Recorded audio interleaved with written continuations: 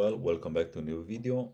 Today I want to discuss about lighting parameters, how you establish them, and how you find, first of all, in Dialux, and based on application, which criteria related to the lighting parameters need to be fulfilled based on the application and based on the space that you want to propose the lighting solution.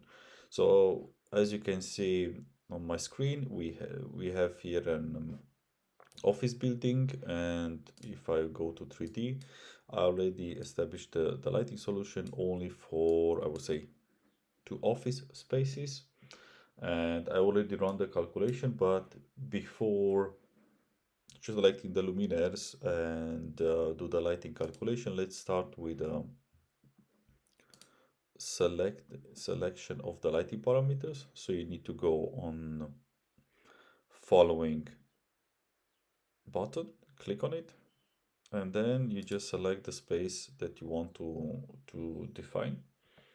And here you go on the properties, you see it already. I defined it as a meeting room. Then you have the height, the space, and then the type of application. And here you have also the work plan. Usually when we see that we have furniture around the walls, then you should have the walls on 0.5, as it doesn't make sense to put 0.0, as you don't need light on the near the walls due to the furniture which is being placed for in that space. The height, of course, for our office, where you have desk, as you can see it here, it's 0.8, as most of the people are working on the workstations, and therefore this is by default. And then if you want to go and select the lighting parameters based on the EN 1204064, if you didn't know, this is a European standard for the lighting calculation for indoor spaces. And from here you can see, for my example, for the meeting room, the luminance value which I need to fulfill. So this is 500 lux, surrounding area, and the background area as well. And here you have the uniformity, and uniformity is given by the a minimum, so it illuminates minimum illuminance per visual task, so the maximum in this case 500, and then you get this ratio. Also you need to be 0.6. In addition, you have also for the office the glare limitation, which is counting as UGR, and is 19. And then you have use times, where is day, night, absence factor, which are very important when you do the energy calculation for entire building in this case, but also for the room. And then maintenance and miscellaneous, you can see here color rendering, height of the work, reduction factor, ambient condition, inspection, and ambient conditions, so many factors, and everything is included by 12,040.64. And for the energy calculation is the EN standard 15,193. Maybe you heard about the LENI. It's lighting energy numeric indicator, which is established based on this standard.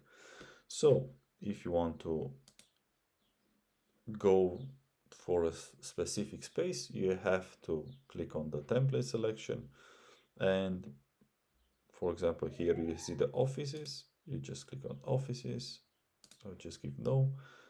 So you are in the template of offices, and here you have more spaces, and based on the space that you want to do the lighting solution, you have to select. For example, if you have a technical drawings, you see technical drawings, let's say the results will be displayed, and everything needs to be aligned with this. If you want filling copying,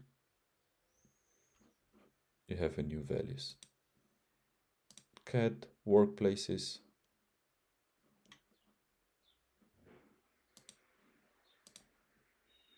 conference, reception desk,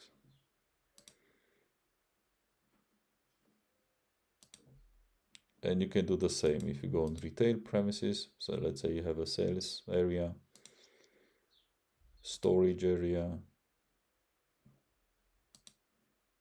dressing fitting room. So for all these applications, you have by default um, the lighting parameters defined for, as I said, for the space that you are interested in providing a lighting solution. And now let's move on the calculation. It will take a couple of seconds to do the lighting calculation. And then after you, of course, you have to select the luminaires, you add it for your specific space. And based on the early step, which I show you, you select first the space lighting parameters which need to be fulfilled. Then you go to select the luminaires for the luminaire selector, and then you just run the lighting calculation. It will take a couple of seconds, minutes, depends on how big is your space and how many rooms you have already set up for this lighting calculation. And then once the calculation is being done, you need to go here on this display options. You will click on display options, and then here will pop up all the results that you have for each of in this space individual. And where you have fulfilled, you have a green box that all the lighting parameters have been fulfilled for each of the space one by one. Or if it's not fulfilled, then you have a red box, and then you check which lighting parameter was not fulfilled, and you have to reconsider to a new lighting solution based on the missing, let's say, lighting parameter which was not being fulfilled. Of course, the EN 1204064, it's a recommendation. So you see in the 3D view, the office building which I created in the Dialux, and currently we're running the lighting calculation for those two options, two spaces, which I said that this is an open office, both of them, and here I just space of the freestanding, so you can do also, you can see different alignment. Here we have two lines, here is 3x3, here is 4x2, so and also the corridor, I place it here, a lighting solution. But let's wait for the results. Hope to be finished fast.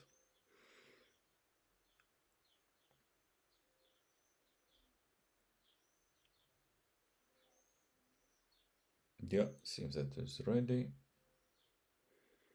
Good, so now we have all the lighting calculations. So as mentioned, you have the results overview. Of course, where I don't have a lighting solution established for the bath, corridor, turning room, will be, as I said, red box, which I earlier mentioned. So it's no luminaires there, of course, it's nothing being fulfilled. But let's move with the meeting room number 2.